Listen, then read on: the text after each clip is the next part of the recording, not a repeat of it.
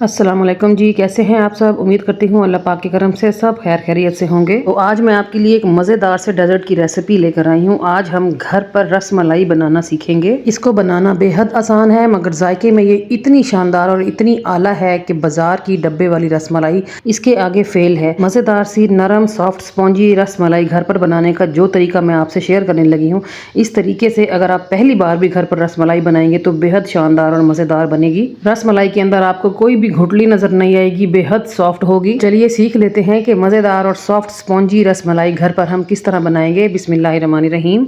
तो बेहद मज़ेदार सी रसमलाई बनाने के लिए हमें सिर्फ़ और सिर्फ 1 लीटर दूध की ज़रूरत है, लेकिन ये दूध फुल फैट होना चाहिए। आप डब्बे वाला दूध का भी इस्तेमाल कर सकते हैं। मैंने कच्चा दूध लिया है और मैं अभी उबालूंगी आपके सामने। 3 से 4 मिनट में ही दूध में अच्छा सा उबाल आ गया है। इसको मिक्स कर लेंगे। मिक्स करने के बाद हमने इसमें शामिल करनी है चीनी।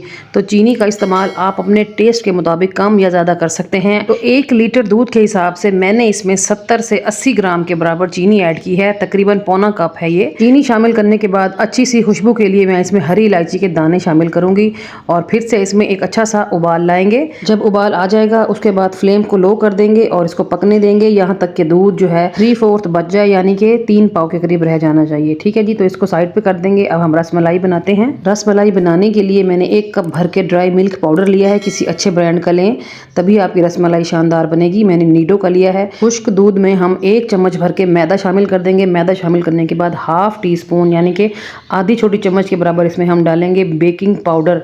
याद रहे बेकिंग पाउडर डालना है, बेकिंग सोडा नहीं डालना। अब हम इन सब खुश्क चीज़ों को कर लेंगे मिक्स। मिक्स करने के बाद इसमें 1 अंडा जाएगा। अंडा रूम टेम्परेचर वाला लें, फ्रिज वाला ना लें। अंडा डालने के बाद मैं इसमें 1 टेबल स्पून भर के ऐड कर रही हूँ घी। रसमलाई में कुकिंग ऑयल या फिर बटर का इस्तेमाल नहीं करते, सिर्फ और सिर्फ घी का इस्तेमाल किया जाता है ताकि रसमलाई अंदर तक सॉफ्ट बने। चलें जी, अब मैं इन सब चीज़ों को पहले चम्मच से मिक्स कर रही हूँ। जैसे ही अंडे का थोड़ा सा मॉइस्चर कम होगा फिर मैं इसको हाथों से मिक्स करूँगी।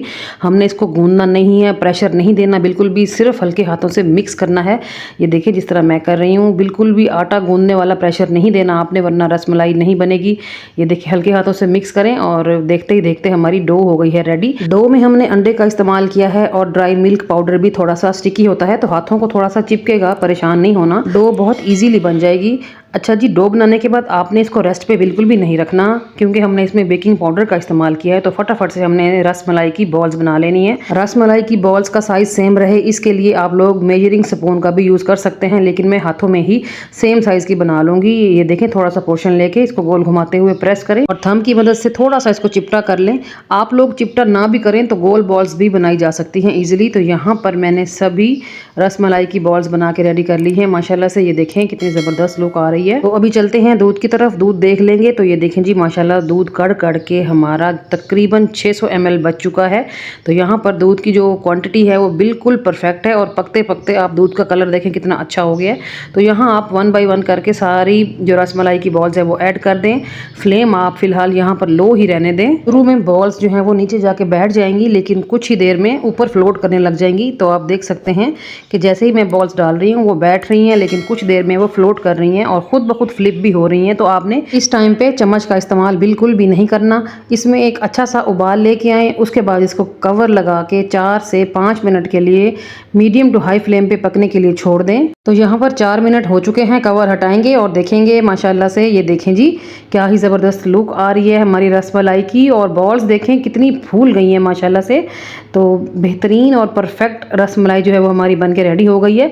तो बस हम चूल्हे को इस टाइम पे बंद कर देंगे। यहाँ पर मैं आपको लुक दिखा रही हूँ, बॉल कितनी परफेक्ट है माशाल्लाह। तो अब डिश आउट कर लेंगे। अब इस पॉइंट पर आप ये बताएं कि मेरी वीडियो आपको कैसी लग रही है। उम्मीद करती हूँ अच्छी लग रही होगी। तो फिर थम्स अप देना नहीं भूलना, और अगर चैनल को सब्सक्राइब नहीं किया अभी तक आपने तो फटाफट से चैनल को सब्सक्राइब कर दें और साथ लगी घंटी के निशान को दबाएं, उसको ऑल पे सेट कर दें। इससे ये होगा कि मेरी हर नई आने वाली रेसिपी का नोटिफिकेशन आपको सबसे पहले मिलेगा। और मेरी वीडियो को लाजमी अपने अजीज़ों में, रिश्तेदारों में, दोस्तों में शेयर भी किया कीजिए। आपकी इस सपोर्ट के लिए मैं आप लोगों की दिल से शुक्रगुजार गुजार रहूंगी हमेशा। तो यहाँ पर रसमलाई को डिश आउट किया है। डिश आउट करने के बाद मैंने पिस्ता और बादाम की बारीक कटिंग से इसको सजा भी दिया है। तो ये है मेरी आज की रेसिपी की फाइनल लुक। तो इतनी मज़ेदार सी रेसिपी को ट्राई करना तो बनता है। मैं आपको दिखाती हूँ कि अंदर से कितनी सॉफ्ट स्पॉन्जी है, मज़ेदार है। ये देखें, बिल्कुल जाली की तरह है अंदर से, बिल्कुल भी कहीं भी कोई गुठली नहीं है। बहुत टेस्टफुल और मज़ेदार रेसिपी है। आप इसको अपनी दावत में बनाएं। रसमलाई की इस मज़ेदार सी रेसिपी से आपकी दावत को 4 चांद लग जाएंगे इंशाअल्लाह ताला। तो ये थी मेरी आज की रेसिपी। कैसी लगी आपको फीडबैक ज़रूर देना है और मेरी रेसिपी को फॉलो करके आप लोग ट्राई भी ज़रूर कीजिएगा। तो चलिए जी, चलती हूँ। आज के लिए इतना ही। कल फिर मुलाकात होगी किसी और अमेजिंग और मज़ेदार सी रेसिपी के साथ। तब तक अपना और अपने प्यारों का रखें ढेर सारा ख्याल, मुझे रखें दुआओं में याद। ओके जी, अल्लाह हाफिज़। Thanks for watching.